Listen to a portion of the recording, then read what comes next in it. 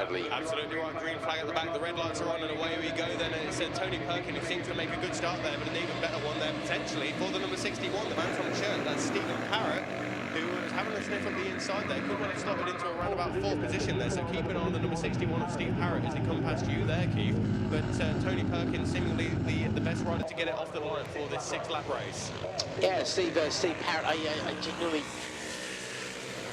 didn't know Steve raced this quite this hard, but there we go. Over the line we go. And I'll tell you what these are. Yeah, we talk about bikes being hard to tell apart. These guys, of course, are harder than most because the riders are all in period i.e. or black. Slight variation in helmet colours, but the bikes are all quite similar as well. So I don't want to get all old-fashioned on you and say they all look the same to me, but they all look the same to me, Bradley. So I'm not quite sure who's doing what to whom until we get a bit of a pattern going on here.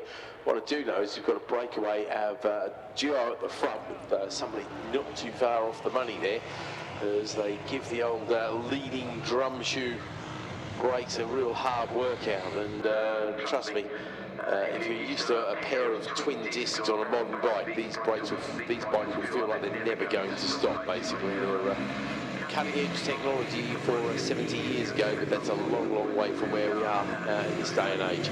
So make the way to the bottom of the mountain, and yep, long line of bikes there, all chugging along very nicely with very respectful lap times as well. So that's the other thing to look at. These guys are capable of going a lot quicker than some track day heroes, that's for sure. Yeah, you're absolutely right there. Just have a look there and wait for them to come out of the farm. But race leader is using all of the track and even a little bit more on the exit of the chicane there. But you know, you paid for your entry, why not use the whole track? But coming across the line, in fact, it's the 501 of Graham Higler who leads the way ahead of 137 Dan Jackson. Tony Perkins there in 3rd place. Next up is going to be the number 61 machine. That says 61 of Steve Parrott, as we mentioned, making a good start there. He makes up 2 positions from the start. Angela Cragg, number 631, inside the top 5 overall then. 2nd place in the 11B race at the end of the 1st lap there. Angela Cragg, number 631 in 5th place. And it's Dawson, Stokes, Tong, Heb and Hocking coming across the line there.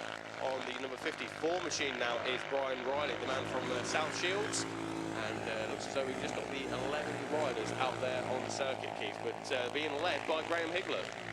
Yeah, absolutely. Higgy's doing the business out there, so that'll give Elaine something to get excited about. His lovely wife up there. I don't know where she's watching from. I imagine probably in the mountain grandstand, something like that. I've certainly seen her there in past years when he was a YPM racer and a former YPM champion back in the day as well. And yeah, he's doing an excellent job out there at the moment as he argues over the lead there with Dan Jackson. There's established front runners, of course, in this particular class. Unfortunately, we don't have a points update for these guys unless there's one on our own program. I submit I didn't forgot they were racing with us, so I didn't download the programs and bits and pieces. No, it doesn't look like we've got an update, unfortunately, on their various classes. But this is the main class, of course, the ones at the front here. And I do know that Graham has had some success earlier in the year.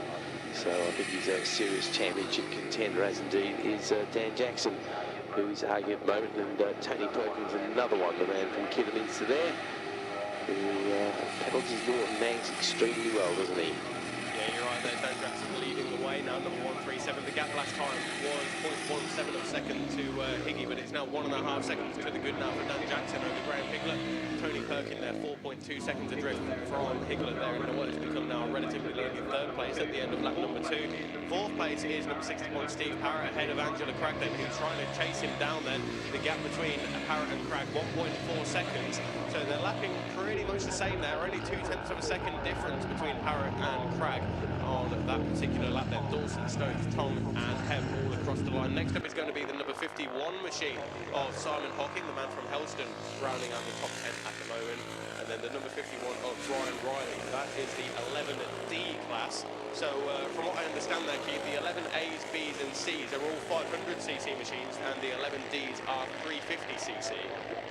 Okay, yep, I do seem to recall learning that at one stage. I'm not quite sure what the difference is between the 500 machines. It could be an age thing as well, of course, because obviously these things do vary over time. So get too involved in the technicalities of that. So unfortunately, we used to have when we used to have the Lansdowne, we had our own specialist commentator who could tell us all about them, and a very nice gentleman who knew the class inside out, but unfortunately that's no longer something we have, so we've got to bluff our way through it as best we can. But it's a little bit disappointing for the fastest grid goes. We certainly had bigger numbers last time out, I think. The last round was only a couple of weeks ago, because they were out to play with MG at Brands Hatch, and I did see another former champion in the shape of Mike Smith coming out to play on one of these things, because Smith is another one of those guys, a bit like Phil Atkins, and you give him a motorcycle and he'll put it on the podium pretty much every time out. And he was there, I think, with the GP Originals on a 2-stroke, and plus the National 250s on a different TZ, and also out in the Classic machine as well. So certainly a very busy time for Smithy down there, man, who's I think he might still hold the old lap record in the YPM class here and there. As coming past me, having a very long look over his shoulder to see where his rival is Dan Jackson. The answer is your rival is a relatively long way behind you, so you can maybe not totally relax and hit the cruise control, but you certainly don't need to push on too hard at the moment, Dan, because Graham is across the line about almost 3 seconds behind. We hit the halfway point. Tony Perkins and Steve Parrott, as you mentioned there. Angela Cragg having a good ride in 5th place there. Richard Dawson from Cheshire there. He's Norton Manx is in 6th place, ahead of Robin Stokes and Stuart Tong, another Norton as well. Yeah, Norton's very much the way to go in this particular class, most of them being ridden by the Norton Manxes. There is a Daytona Dommy racer in the hands of Brian Riley. That'll be the 350 machine I think you were talking about there, Bradley, because he's the only one of the runners in the 11D class. So, a little bit of variety there, I guess, to the finer tuned eye. This would be an amazing collection of machines. Well, the race leader's making the way now in towards the woodland section there, and it's all relatively spread out now. It's a 2.8 second advantage for Jackson over Higgler there, and he's pulled that out by a further 0.2 of a second on this lap there. But Jackson then makes his way down from Barn then, going up to complete lap number 4, so 4 down, 2 to go when he crosses the line as he has done now. The gap was just over 2 seconds there. There goes Graham Higgler, number 501. 3.5 seconds adrift now, but it is a personal best lap of the race for Higgy on the number 501 bike. Tony Perkins is next up on bike number 22 then. So despite that race win yesterday, he's looking to back that up with another podium here today then. 3rd at the moment overall and in the 11A class at this stage then. So 1 minute 52.5, so he's, as we said there, he's got plenty of clear track in front of him, but more importantly, plenty of clear track behind him before we see the number 61 of Steve Parrott making his way down from Barnard across the line now. But he's managed to open up his advantage, tenth by tenth, second by second. But Angela Cragg now coming into a little bit of pressure from the number 53 of Richard Dawson there. So the gap between Cragg and Dawson, that is an in-class battle as well between the 11Bs. It's now 0.4 of a second, and it's Dawson lapping around about 0.3 of a second quicker with 2 laps to go, Keith. So that battle for second in the 11Bs between 631 Angela Cragg and the 53 of Richard Dawson is definitely not over yet.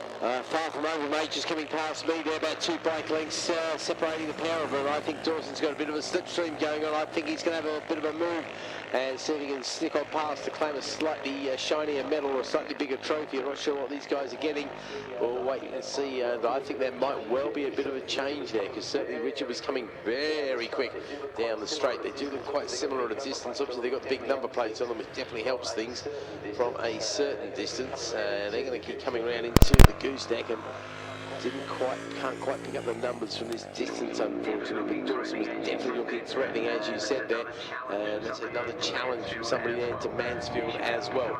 You should be able to pick them up on the screen, but as you said, they are running out of time very rapidly indeed. It will be the last lap flag going out very shortly. It's going to be Dan Jackson obviously picking that up first, which he duly does. Graham Higgler now 4.5 seconds behind him as they come across the line. Tony Perkins still pretty safe in that 3rd place, and then it's the battle of the 11B class with Parrott, Cragg and Dawson, or maybe it's Parrott, Dawson and Cragg, which you'll see very shortly. Yeah, they're just making their way in towards the chicane now. Though I think Parrott there, after he made a good start in the early stages of that one, managed to open up his gap over Angela Cragg throughout the course of this race then. But you're right, the last lap flag has gone out now to the top three. Jackson leads Higlett by 4.5 seconds. Higlett now 14.7 seconds to the good over Perkin. Here comes Steve Parrott across the line then. Next up, it is still Angela Cragg then. The gap last time, let's have a look, was 0.4 of a second between Angela and Dawson. Then it's now 1.2 seconds. So I'm not sure if there was a slight mistake in the Woodland section there for Dawson, but Dawson now 1.2 seconds behind Angela Cragg with 1 lap to go then. So Angela Cragg looking good for second at this stage. Third place there, Dawson. He's 0.3 of a second ahead of the number 52 machine of Robin Stokes then. So Dawson and Stokes very close together on circuit for that final rostrum position. They're coming past you now, Keith. Certainly are, and you're right, Dawson is a little bit further back behind Cragg this time. If he did make that move, then it certainly hasn't made it stick, that's for sure. They go past me, and Dawson is definitely not in a position to challenge Angela at this stage.